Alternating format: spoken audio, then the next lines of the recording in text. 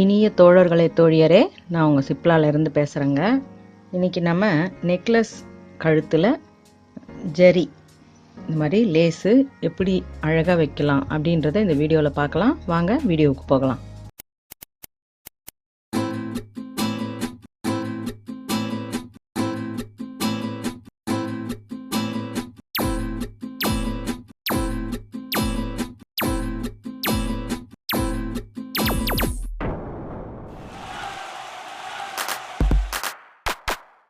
இந்த நெக்லஸ் கழுத்து எப்படி வைக்கணும், எப்படி வெட்டி தைக்கணும் அப்படின்றத நான் உங்களுக்கு ஏற்கனவே 2 முறை சொல்லி கொடுத்துருக்கேன். அதனால் ஸ்ட்ரெயிட்டாக வெறும் இந்த ஜரி மட்டும் எப்படி வைக்கலாம் அப்படின்றத இதில் பார்க்கலாம். இதில் இந்த வளைவுகளில் மட்டுமே கூட வைக்கலாம். அது அந்த அளவுக்கு எஃபெக்டிவாக இருக்காது. இப்போ நான் சொல்கிற மாதிரி வச்சிங்கன்னா உங்களுக்கு ரொம்பவே அழகாக இருக்கும். அதை நீங்களும் முயற்சி பண்ணி பாருங்கள். இப்போ இது நம்ம நார்மலாக இதில் நம்ம மேலே வைக்கிற மாதிரி ஆரம்பிப்போம்.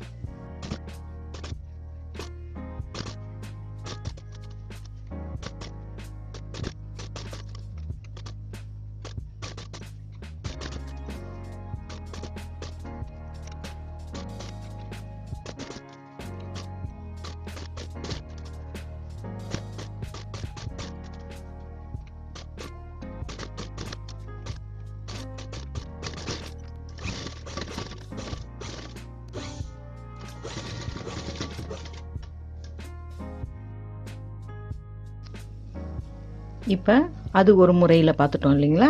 இப்போ இன்னொரு முறை வைக்கிறத ரொம்ப சுலபமாக, அதாவது முதல்ல நம்ம வச்சு பார்த்ததும் அதுவும் ஒரு டிசைன் தான். அதை கொஞ்சம் பொறுமையாக வைக்கணும். இப்போ இன்னொரு முறை அதே மாதிரி வைக்கிறது இன்னொரு டைப்பில் சொல்லித்தரேன் பாருங்கள். இதுவும் அதே மாதிரியே ஸ்டார்ட் பண்ணுங்க.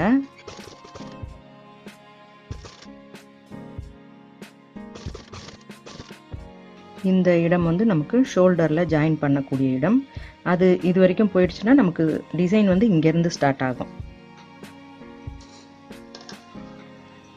இப்போ நீங்கள் இதில் ஒரு சின்னதாக ஒரு உங்களுடைய பார்வைக்கு தெளிவாக நீங்கள் ஒன்று போட்டுக்கோங்க. இப்போ இந்த டிசைன் வருது இல்லையா, இந்த இடம் கருவு வர மாதிரியே இந்த இடத்துல நீங்கள் இது மாதிரி ஒன்று போட்டுக்கோங்க. ஏன்னா நீங்கள் அது பிசகாமல் வைக்கிறதுக்காக. சரியா? இப்போ இங்கே போட்டிங்க இல்லையா, அதே மாதிரி இந்த வளைவுக்கு ஏற்ற மாதிரி ஒவ்வொரு வளைவுலையும் இந்த மாதிரி நீங்கள் ஆப்போசிட்டாக ஒன்று போட்டுக்கோங்க. அப்படியே வைக்க முடிஞ்சாலும் வைக்கலாம், ஒன்றும் தப்பு இல்லை. கொஞ்சம் உங்களுக்கு அது எந்த இடம் அப்படின்னு மறந்துடக்கூடாதுன்றதுக்காக ஒரு வளைவுக்கும் பக்கத்தில் அப்படி போட்டிருக்கேன். இப்போ நம்ம அந்த வளைவை முடித்த பிறகு அப்படியே தொடர்ச்சியாக இங்கே இந்த பெண்டில் அப்படியே சேர்க்குறோம்.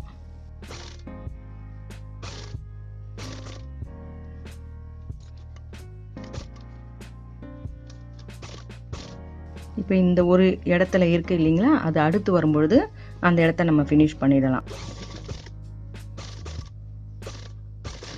ஒரு கர்வ் விட்டு ஒரு கர்வ் அப்படியே கண்டினியூ ஆகுது பாருங்கள்.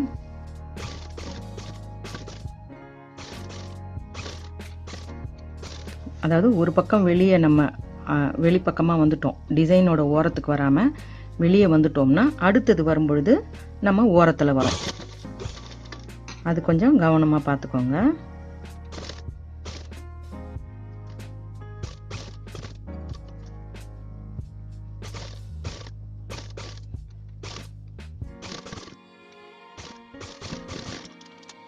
இதை இப்போ நம்ம இன்னொரு ஓர தையல் போட்டுக்கலாம்.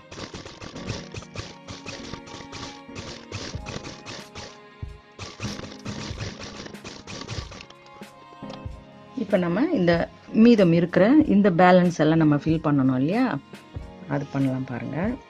சேம் பொசிஷன்லேயே ஆரம்பிச்சிருங்க.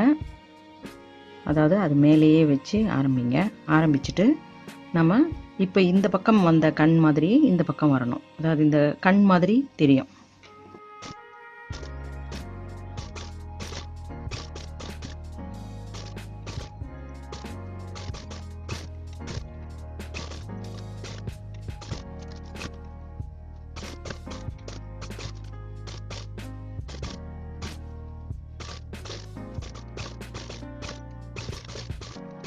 இப்போ இந்த லேஸை நீங்கள் அப்படியே கண்டினியூவாக ஃப்ரண்ட்டுக்கு ஸ்ட்ரெயிட்டாக கொண்டு போகிறதுக்கும் வச்சுக்கலாம். திரும்பவும் நம்ம இப்போது வச்சதோட டபுள் ஸ்டிச் போட்டுருவோம்.